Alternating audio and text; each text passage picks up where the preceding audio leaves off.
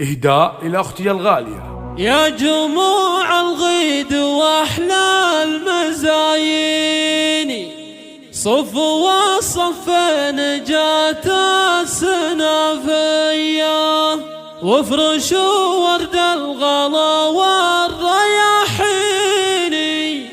في طريق ام العريس السنافية.